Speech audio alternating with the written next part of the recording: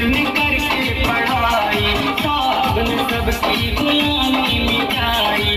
ना किसी तीर से ना तलवार से, दुश्मन पे वार किए शिक्षा की धार से, कर दिए मुश्किल आसान। भीम मेरा नंबर वन है, जिसने बनाया संविधान। भीम मेरा नंबर वन है।